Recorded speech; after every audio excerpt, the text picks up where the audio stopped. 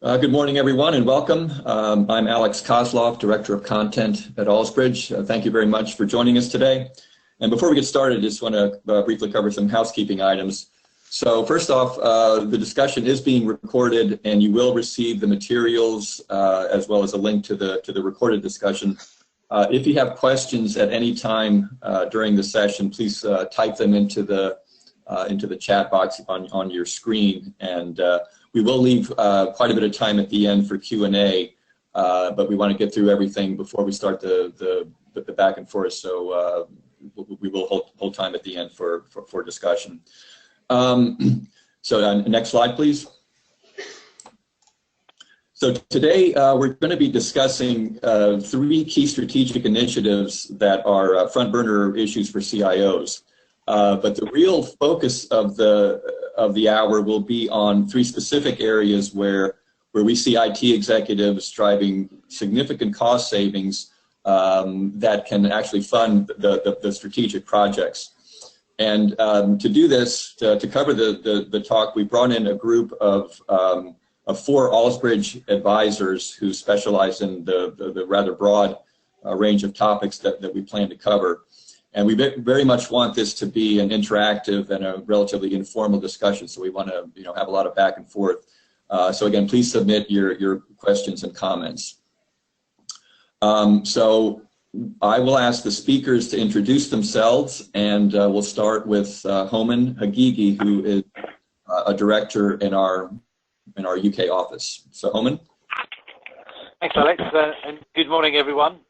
And good afternoon if you happen to be dialing in from Europe. Yes, my name's Homan Hagigi. I'm a director here at Allsbridge in the UK and our Northern European operations. I have responsibility for the banking financial services sector specifically. And before joining Allsbridge, I actually set up a robotic process automation software company for a few years. And before that, I was at ISG and then IBM. That takes me back almost 30 years. That's myself, and I now hand over to Bill to introduce himself. Yes, good day, everyone. So I'm much younger than Homan, much better looking. Bill Huber, Managing Director, been with Allsbridge for about 3 years. Prior career is former CPO, former aerospace sourcing executive, former head of BPO services for one of IBM service lines, and about 10 years in the sourcing advisory space. And currently my role is managing our digital platforms and solutions service line, which focuses on hardware and software and platforms. Over to you, Phil. Thank you. Good morning, good afternoon, everybody. My name is Phil Hugas. I'm the Managing Director of our Network Advisory Practice, 12 years with Allsbridge, 20 years in the carrier space before that. So if we're all talking about how old everyone is relative to our levels of expertise, I have responsibility for global network benchmark and sourcing for Allsbridge, which is a business that touches about $2 billion a year in client spend for clients doing network sourcing all over the world. Look forward to having an opportunity to chat with you today. Lisa.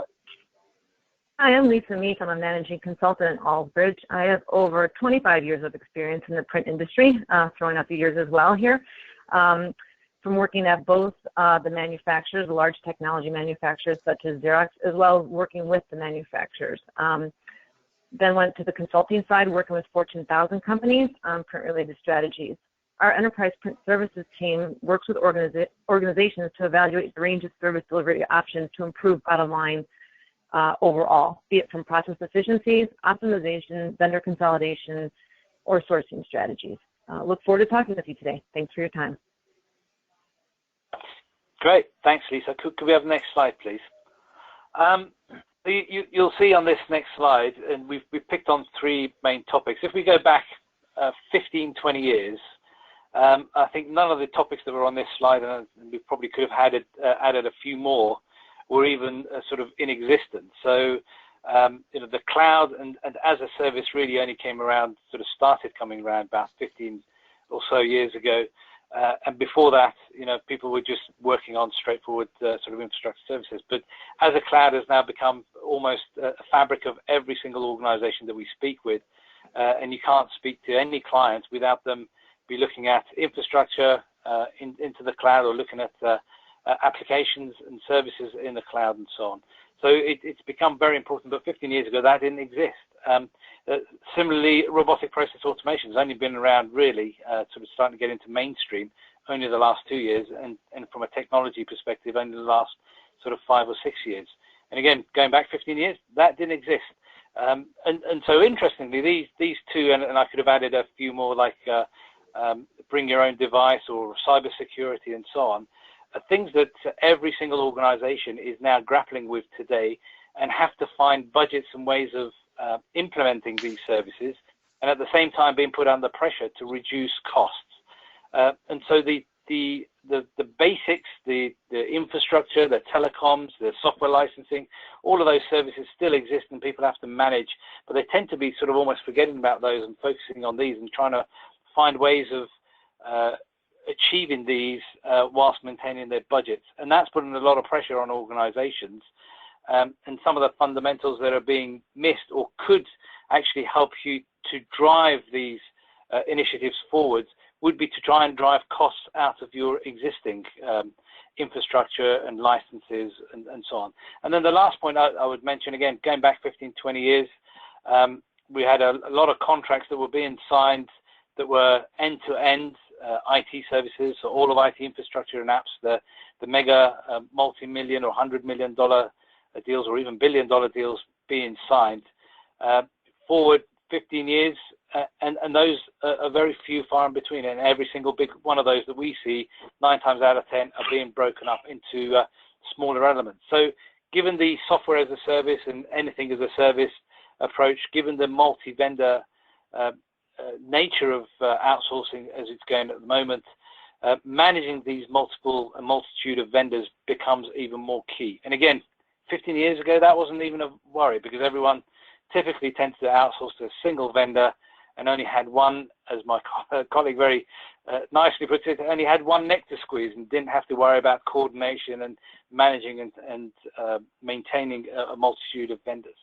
So these are the three, if you like, initiatives that didn't exist 15 years ago but exist today, and very much people are focusing on. And so the question is, given that the pressure's on trying to reduce costs, at the same time deliver all of these new things that didn't exist 10, 15 years ago, how do you get and find money within your organization to be able to feed these initiatives?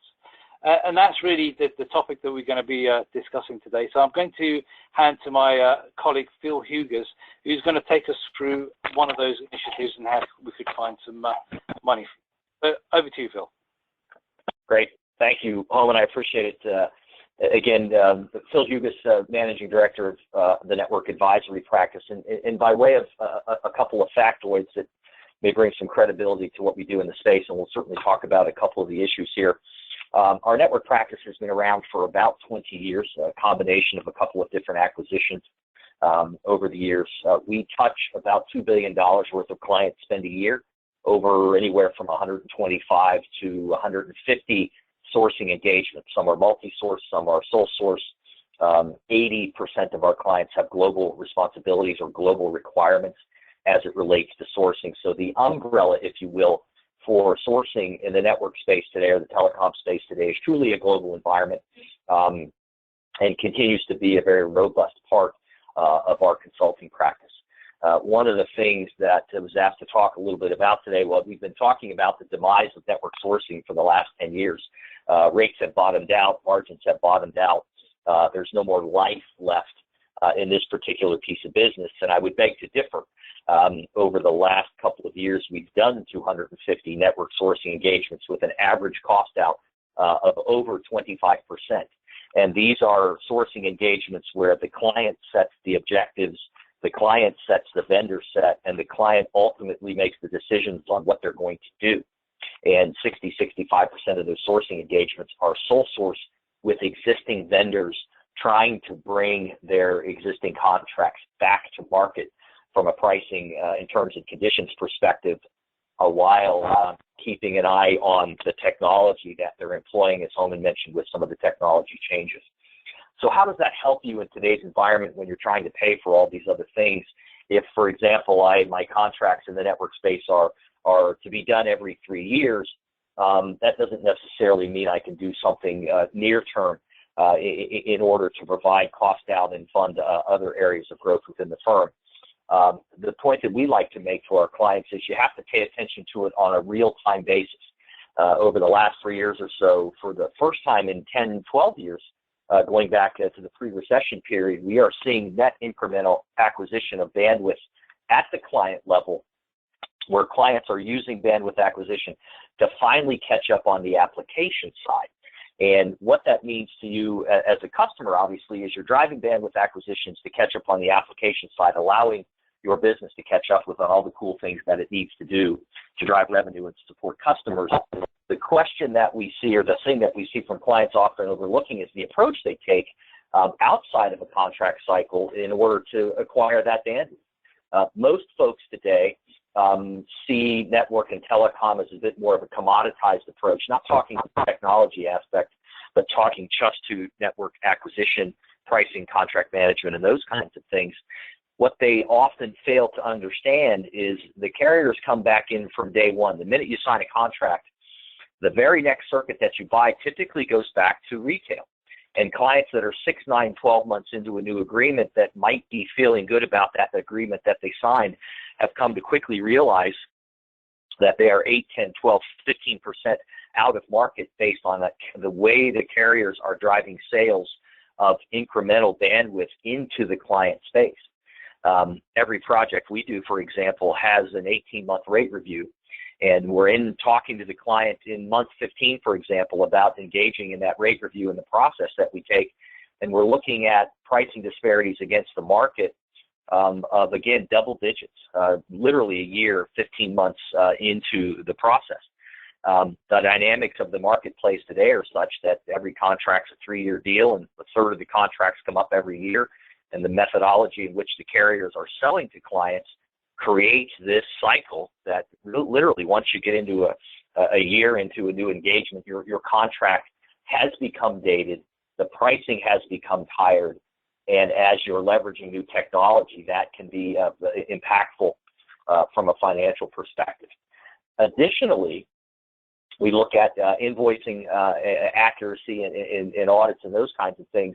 The industry standard is 8 to 10% error rate inside telecommunications contracts on a global basis. It just shows you how poor billing methodologies are, and not every client is spending an appropriate amount of time auditing their invoices, going back against their contracts and looking to see what they can get from a recovery perspective 6 months, 12 months, 18 months, 24 months back, depending on your contracts. So right then and there, you look at incremental purchases, you look at audit capabilities or billing errors or those kinds of things, and you look at some of the decentralized nature of network acquisition as companies grow. All are 3 different areas where, unless the IT organization is astute in terms of how they're managing those pieces, you're going to find room for improvement and areas for real-time, near-term, 90 days out, cost out, that can then, to Homan's point, be used to fund other areas inside the company. We look at it from 3 functions. We look at it from a function of timing, we look at it from a function of risk, and we look at it from a function of leverage. How are your contracts timed against the marketplace and where you are in that piece of timing? What risks can you present to your vendors to get them to do the things that you need to do? And what actual points of leverage do you have? Growth in bandwidth, incremental growth from an organic perspective, growth from an acquisition perspective, that you can leverage with your providers, even in a sole source scenario in the middle of an engagement, to drive cost out and bring that set of carriers to bear so that they will bring you back to market-based conditions. And we've developed some excellent strategies, even at the midterm point of a contract, in order to bring those clients to bear.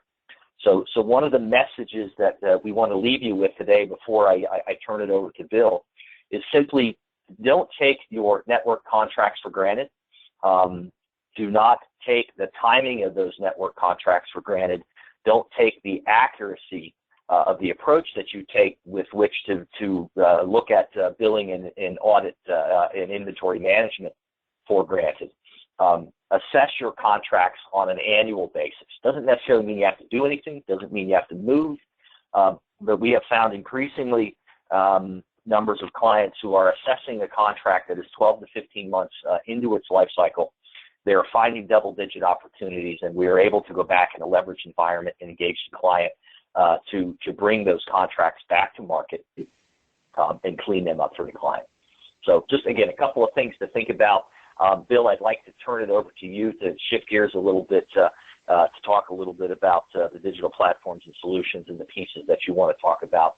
And then we'll get into some questions here as we go a little bit further with the group of attendees. So thank you for that. I appreciate it.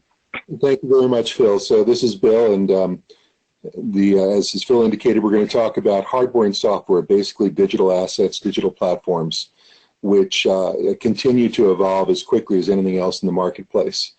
As we try to transform our companies, there's a lot that's going on in terms of continuous increasing use of technology, dependency on technology, but the market is correspondingly getting more complex at the same time.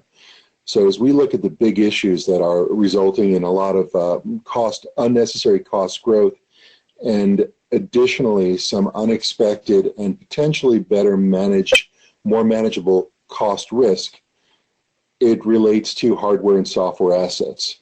So companies don't effectively track and deploy most commonly what their hardware and software is. It's not that huge a risk on the hardware side, where all it means is that perhaps you're not driving as much efficiency as possible and efficiently using your hardware, but on the software side it can create huge problems. Secondly, technology trends are continuously driving down pricing in a lot of areas. There's a lot of transformation going on, but it's not easy to understand what those options are and understand what the market positions are for anything. So obviously, the cost of storage goes down dramatically all the time.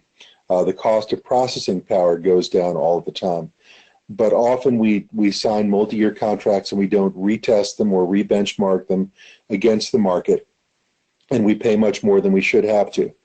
Typically, when we work with a client on the hardware side, we see an opportunity, in the range of about 15% for savings, or not an opportunity, but we can achieve 15% on savings, which is nice. But what's a lot nicer is on the software side, typically, we're able to help our clients achieve over 22, 23% on average. So that's just an indication of a lot of the complexity there, that really having a very deep knowledge of the trends in the market, just as Phil described on the telecom side, becomes absolutely critical, because it becomes a very huge piece of your overall IT budget. And what you're trying to use your IT budget for, or is to free up funds to fund some of the new initiatives that Holman started to talk about at the beginning. The last issue, and we alluded to this on the first point, is really that software licensing strategies and audit strategies have actually become a major revenue source for all of the software publishers, or almost all the software publishers, but certainly the big ones, certainly Oracle, SAP, Microsoft, and so on. And it's gotten to the point where those strategies actually comprise close to a quarter of the entire revenues for on-prem products and support. Software companies are seeing some of their revenues erode short-term because of migration to subscription-based models. And until the subscription-based models become as profitable and as revenue-rich as the on-prem, they're looking for ways to offset some of that erosion. And the audit strategy is one of the primary ways that they're doing that. So the opportunity, and we'll get into this in a little more, is to make sure that you are leveraging market rates to get the best possible pricing at any given time, and it's based on timing. It's based often on what business you're in, what your long-term prospects are in that business, and how especially the software publishers who have a lot of potential flexibility in what they will charge you for costs is largely dependent on what they see as the long-term opportunity with you. How to leverage software as a service, subscription, and cloud hosting options. And any of you who are going to be at SIG in 2 weeks will see one of our team, Louis Pellegrino, and I doing a presentation on that. And then lastly, how do you mitigate the risk of software audits? So let's bring software audits to life a little bit more. And let's take Oracle, because Oracle is so well known to everyone. Oracle's done over 100 acquisitions in 10 years, and lots of products that you have purchased and negotiated for from legacy companies are now being managed in the Oracle fashion, which means that the terms and conditions of your license are based on something that's hosted on a website and can change without your notice, that there are pricing policies that are specifically set up to defeat cost reduction efforts. So, and they will turn off support, or if you turn off support, it will lead to unbundling and repricing. So you get locked in to a lot of their products. Any non-compliance of a single Oracle product can end up costing you an enormous amount of money and result in losing any short-term savings tactics. Most customers who we look at perceive that their compliance position is significantly overestimated compared to what Oracle will discover in an audit, right? And we spend a lot of time helping our clients to defend against those, but Oracle takes a very strict and aggressive position in terms of what is access and what is a user, and the rules change. They're a moving target. So it's very hard to fend off and protect yourself against. Contract and architecture review is always the critical first step of that process, but your compliance readiness is prerequisite to pursuing any longer-term cost savings opportunities. So knowing that is going to be the key to doing anything else. You'll also often see that when you negotiate with Oracle, they will insert provisions in new deals that are specifically designed to reverse or defeat negotiated terms from previous deals. And then lastly, discounted gains can easily be overtaken if equal attention is not paid to other non-pricing components of the deal structure. So when we try to help our clients, and when we focus on products like Microsoft and Oracle and Cisco and EMC and NetApp, Salesforce, IBM, SAP, Adobe, CA, BMC, all of those things that you see all the time, but we help our clients to really get to market-based terms and conditions, and we do it through comprehensive user analysis and history benchmarking. We do compliance assistance and license management in order to stay ahead of compliance issues, and then we also help our clients to design and build software asset management strategies. And our models to help are usually either cost takeout as a pure assess to negotiate approach, or capabilities acquisition approach, where we are helping the clients to think through the different components of managed services, internal design build, and platform sourcing to make all of these things work. So that's kind of a high-level overview. Let me transition over to Lisa, and then we'll take questions at the end. Lisa, over to you. Great, thanks, Bill. We're going to talk a little bit about enterprise print. All organizations, regardless of their size, produce printed materials for themselves and their clients. Within Fortune 1000 organizations, for example, print spend ranges from 3 to 10% plus of an organization's revenue. In print-intensive environments such as financial services and insurance, those ranges can go even higher. I just wanted to put it a little bit more in perspective. We work with organizations whose print costs range from anywhere from $4 million to $200 million annually. Let's think a little bit about your organization. You have traditional office printers, copiers, desktops, and multifunction devices, and even locations still have fax machines around. This is in both the front and back office. You also have your marketing and sales collateral spend. These are your brochures, sell sheets, training materials, and integrated direct marketing campaigns. These can be produced in some cases in-house or through usually multi-vendor strategies. And there's also transactional printing, pending the industry. These are bills, invoices, statements, proxies, and policies. These are also produced via an implant organization within your company or sourced through transactional print companies. And there's also all the ancillary costs associated with print, and those are paper, consumables, toner, service and maintenance costs, external suppliers, and postage. Postage alone can add millions of dollars when you think about the direct marketing and all your transactional spend. So what's the challenge with print? Businesses at whole lack visibility. They don't understand the full scope with print. It's considered a necessary evil in companies. Print is not going away. It may be print-less strategies within companies. However, as we all know and experience in our day-to-day, print is still a dominant part of our business and our operations. Print is also dispersed across a number of different business units. It's found in marketing, procurement, IT, and facilities. By having print fall in multiple areas of an organization, it leads to challenges that exist in most organizations in that there's no big picture perspective on how and where to drive improvements and cost reductions. Plus, there's minimal direction regarding where to start and how to create the most beneficial impact. Tackling that challenge represents a significant strategic opportunity for your organization. Think about, when's the last time you and your team members have discussed some of these questions? What is our enterprise print strategy? Where do we begin to reduce print spend? And how do we leverage our current providers? And also, does the print infrastructure even align to our long-term business needs and goals? In most cases, these discussions probably have not occurred, but by championing a print initiative, you can partner with the various business teams to drive enterprise-wide improvements and cost savings. So where does that opportunity exist to reduce costs? First step is to look at your enterprise print environment and to really assess where your spend is. By conducting a thorough understanding of your current state print initiatives and being able to develop an articulate future state plan. And analyzing all the elements of the existing print, services, operations, and infrastructure at large to gain a full understanding of what is being printed and where, and the operational complexities associated is key. This will enable the development of a total base case spend that's imperative because, as stated earlier, enterprises typically lack this visibility.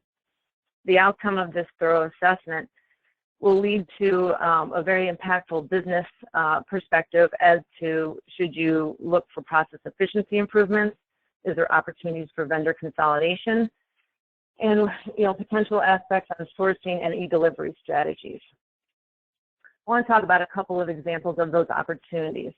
If we look at process efficiencies, and I'm going to take an implant production facility, for example, most likely there are processes that have been put in place for years that have caused extensive time-consuming bottlenecks, which lead to very expensive processes in the print process. By streamlining and automating processes, organizations can increase capacity and productivity from 20 to 30%. We work with organizations on process optimization initiatives by reducing the number of touches on a job by at least 40%.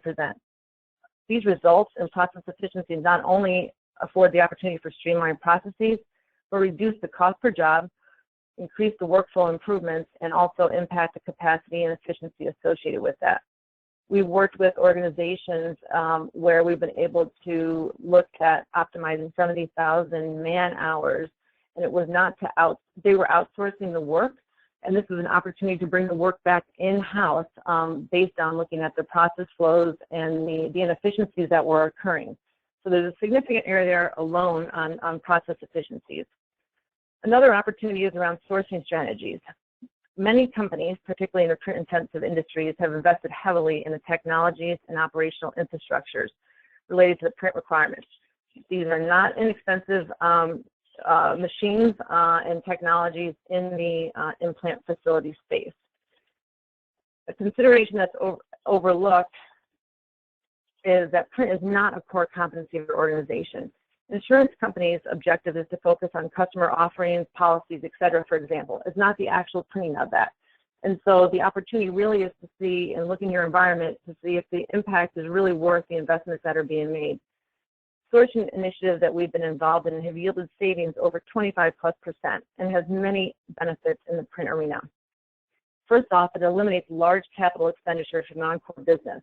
A recent client example that we've been working with is they've had equipment for 8+ years that's coming up and will need to reinvest in that equipment. From sourcing strategies alone will impact that threefold on the improvements that they'll have by not investing in those capital expenditures. So organizations have the ability to adjust to market directions without major restructuring. Utilizing source providers that have the expertise in this arena will allow you to take advantage of the technology changes that are occurring, be it from e-delivery strategies to new functions in the print industry. There's also the scalability for increasing and decreasing volume, so you don't need to staff within your own organization. That's something that is handled by the storage provider. And also at large, it overall improves the cost efficiencies and profitabilities of your organization. There's also the shift from traditional print-only methods to integrating e-delivery strategies. This is important in the changing demographics and how customers prefer to be communicated with.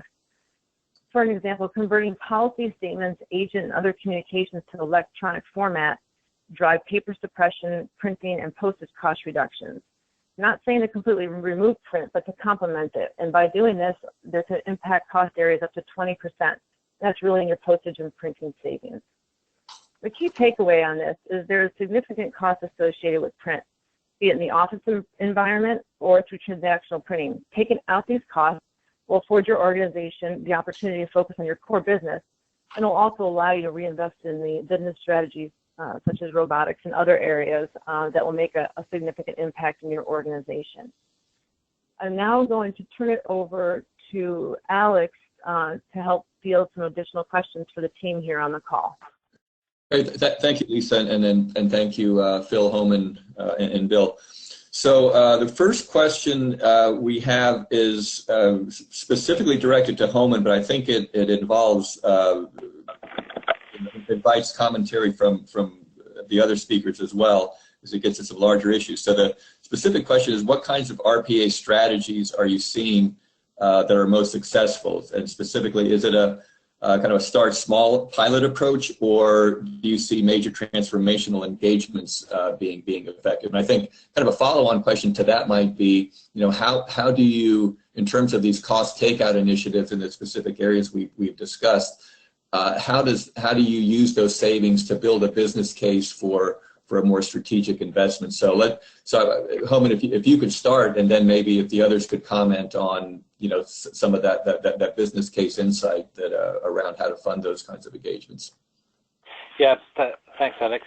Yeah, no, that's an interesting one. Now, we need to bear in mind that the robotic process automation, certainly as an industry and as a technology, as a composite technology, has only really been in mainstream for the last sort of 18 months, 2 years. So anyone with 6 months experience is sort of considered a guru here.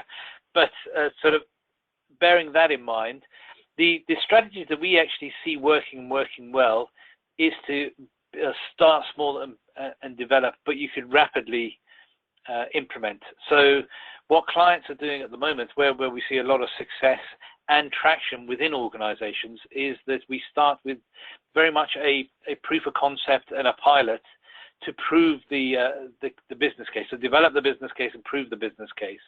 And once that's been, if you like, proved and approved by the board, they will then actually see that the savings or the returns can be quite substantial. So getting 1 or 2 processes live, up and running, to give people both confidence, to get over the issues. One of the biggest issues actually we see is not so much to do with the technology or implementation, because the implementation is very quick and the technology does give you a very quick return on investment, is the issue that unfortunately has appeared everywhere in the press, which is totally wrong from what we've seen in the last sort of couple of years, is that people will be losing their jobs, there'll be redundancies and so on. It actually is not the case. What it's allowing organizations to do is to release resources to be able to then invest that back into the business in other areas, or even in the same area, to improve service, improve quality, or improve sales.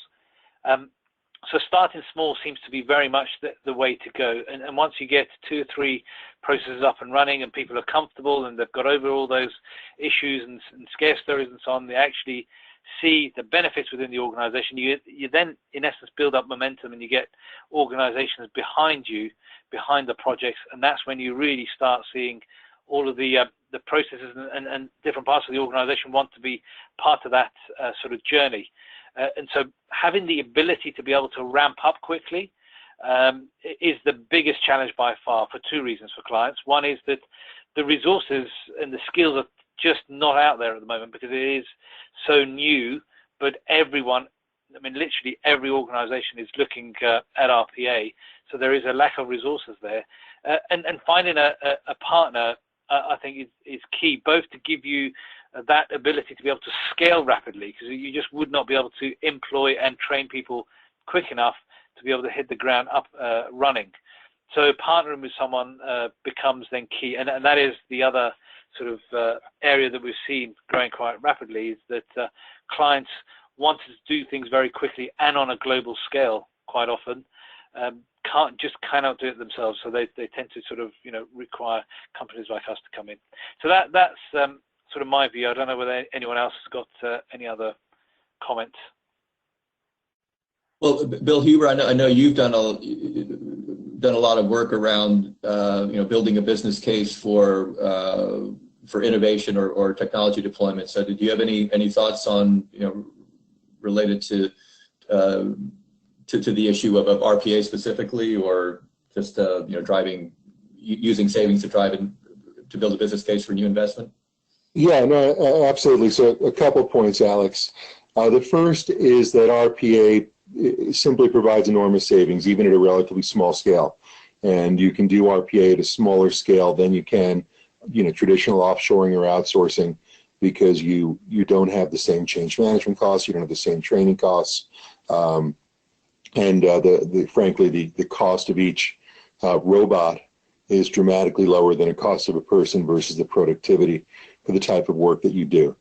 So it really, typically you would look at a 2-year business case, at least for RPA, but you would normally see you're meeting you're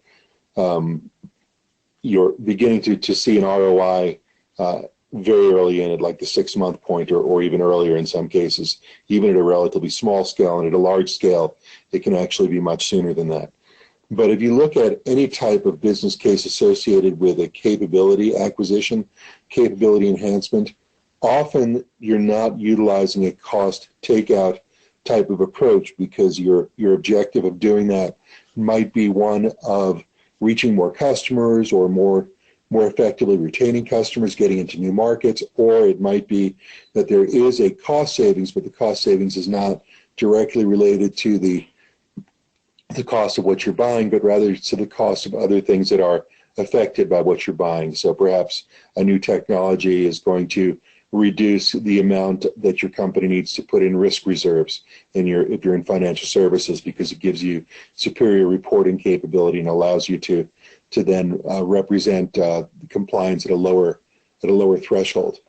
So it really takes a good deal of sophistication and understanding to make sure that you're doing a comprehensive business case, that you are incorporating all of the true change management costs, the support costs, your organization redesign types of costs when you're doing it.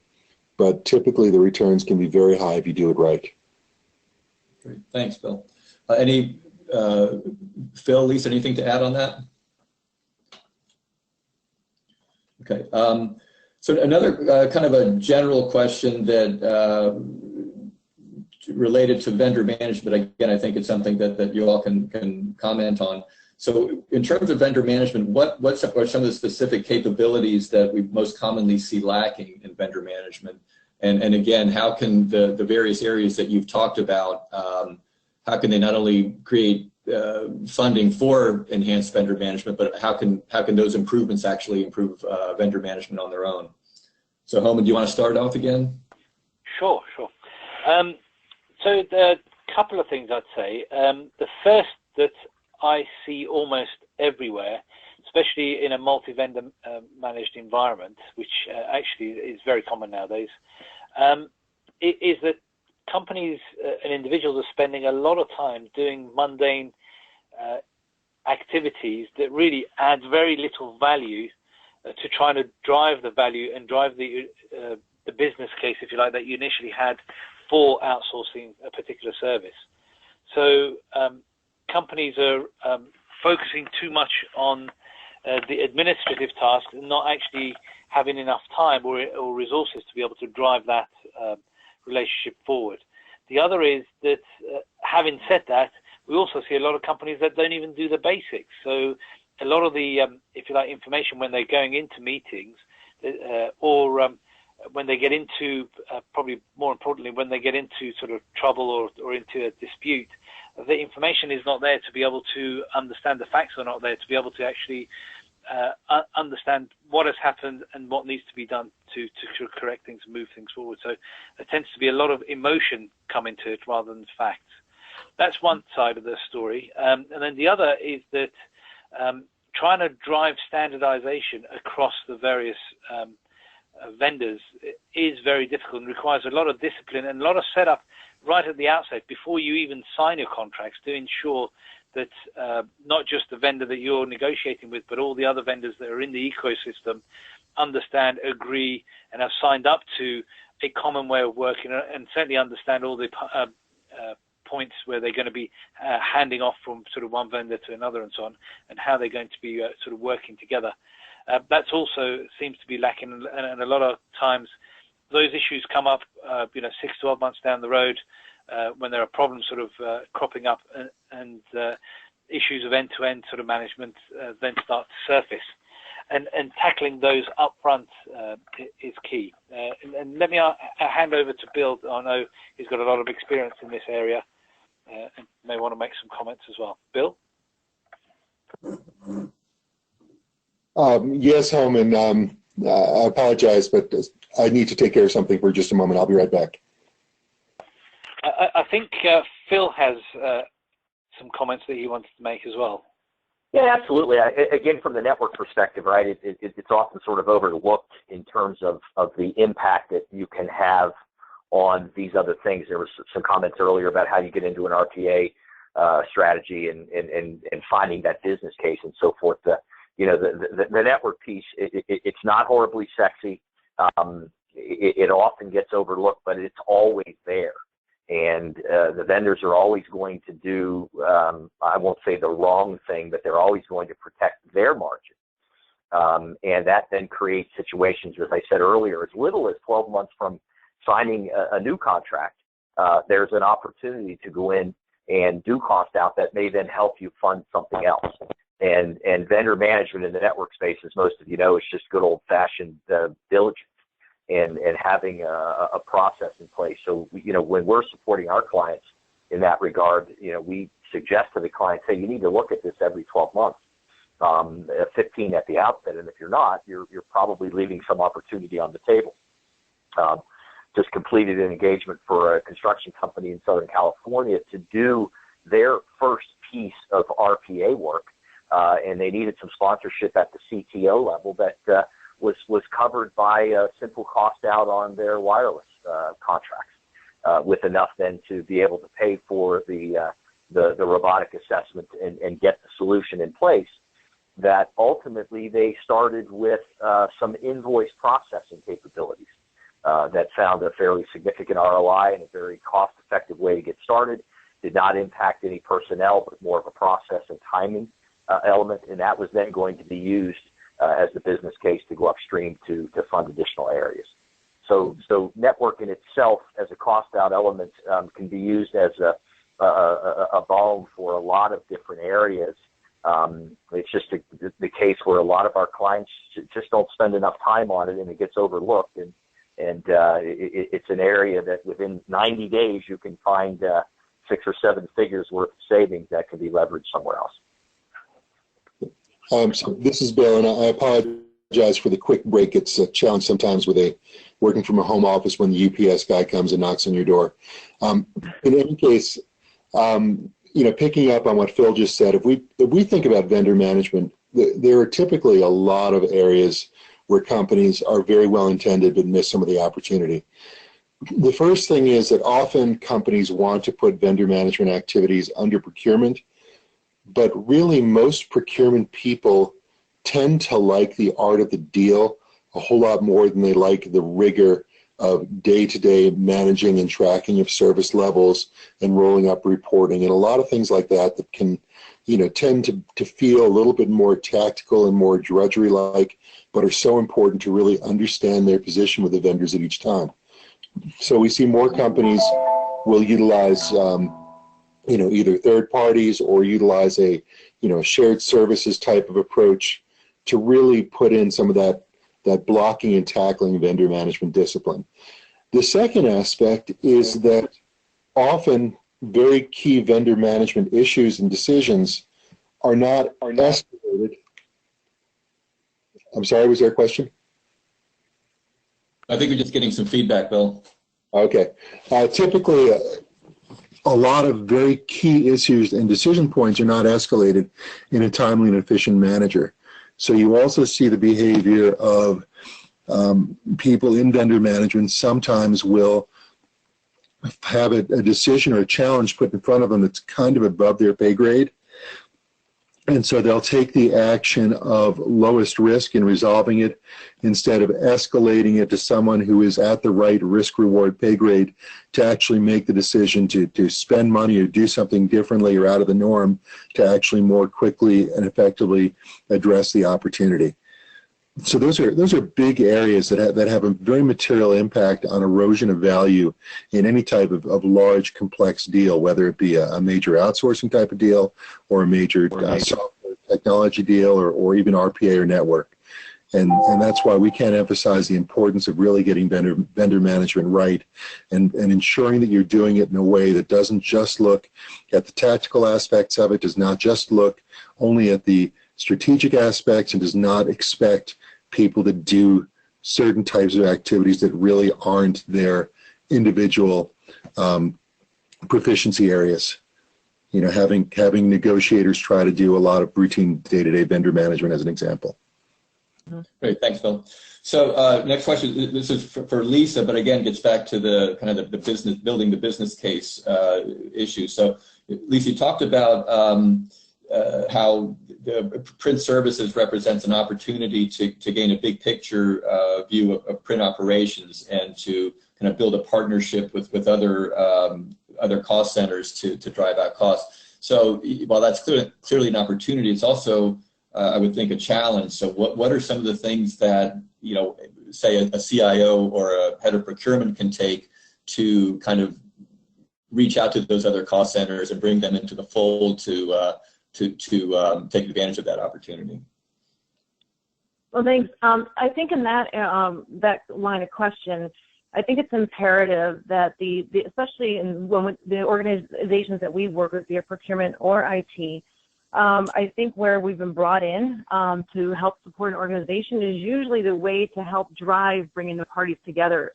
In all honesty, it's difficult for a singular unit to help drive an impact in some cases because you do need to bring across the board multiple players together, be it IT, operations, facilities. And I think once the awareness of the impact of the significance of the spend on the organization is brought forward is where you definitely see more alignment occurring between the different teams within the company.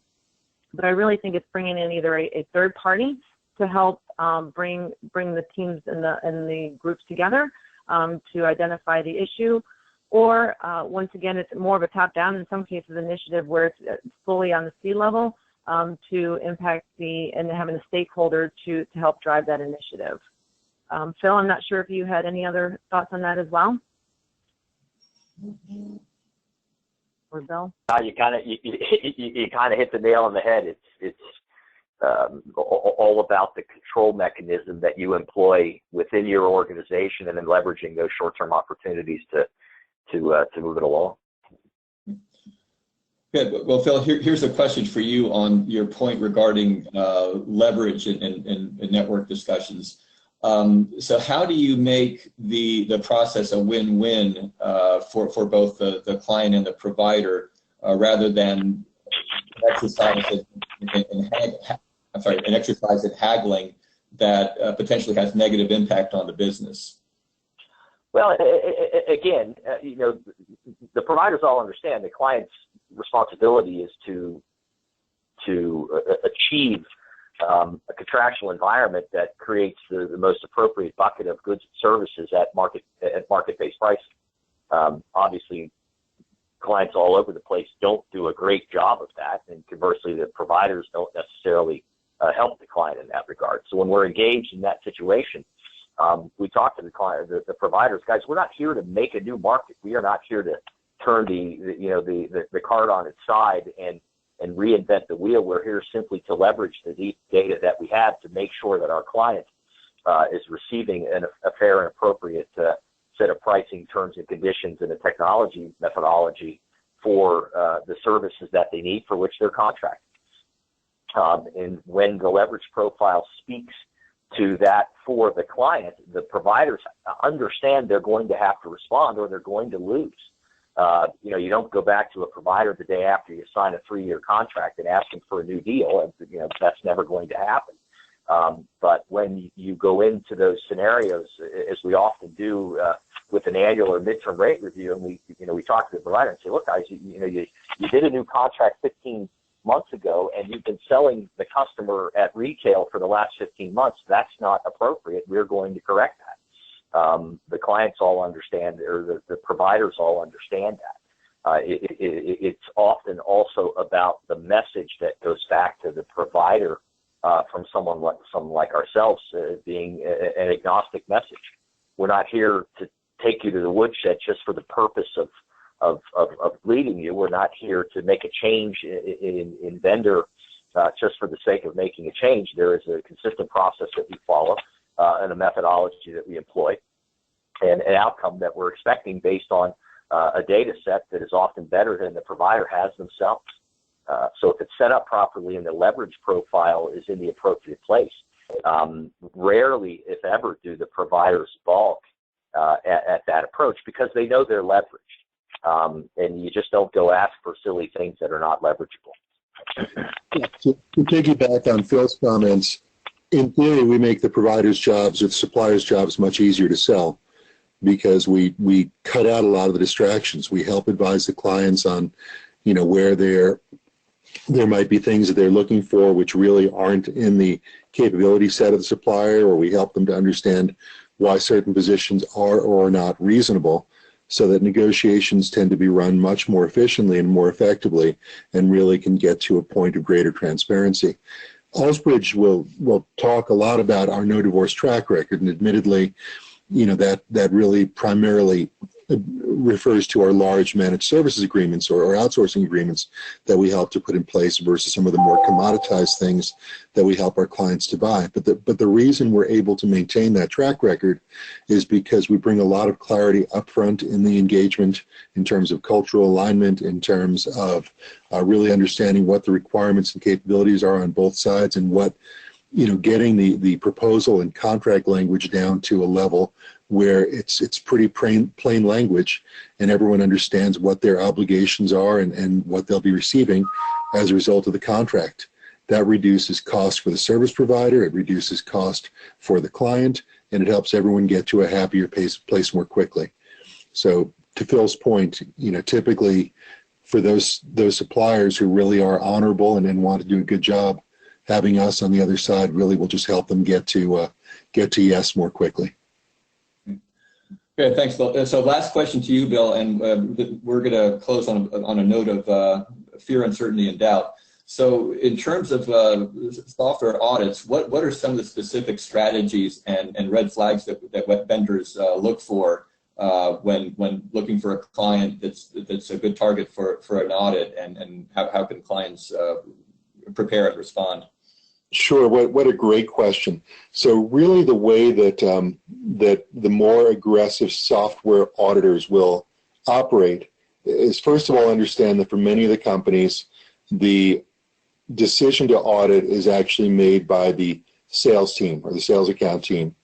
And so they will typically look for anything that could potentially be a threat to revenue, and they'll use the audit as a lever to protect their revenue. So, for example, if you have reduced your spending with that supplier in recent years for whatever reason, if word gets out that you've switched off that publisher's product to a competitor's product, if you've recently gone through outsourcing, or if you've recently gone through a merger or acquisition, or any other type of significant corporate event, that also tends to be a trigger. There's also in universal license agreements in EULA, there's a provision that's standard in there that says that there will automatically be an audit at the end of the term. So there's all sorts, I'm sorry, it's unlimited, not universal, license agreement. So there are all sorts of triggers that you need to think about, you know, which will drive a software publisher to come out and want to audit you. And it may just be that they need some additional revenue that quarter as well. So it can be, in some cases, nothing that you've done. But there are things that they will look for in terms of your behavior that will tend to make you a more likely candidate than not for an audit. Great. Thanks very much. Okay, well, we're going to close on that. And again, if we will be sending out a link to the recording and to the presentation materials, and I hope you all found the discussion valuable. And thanks very much to Homan, Lisa, Bill Huber, and Phil Hugus. And if you have any additional questions, please don't hesitate to contact us. You can write to info@allsbridge.com if you have any follow-ups, and we will keep the discussion going. In the meantime, thanks again to everyone, and have a great day.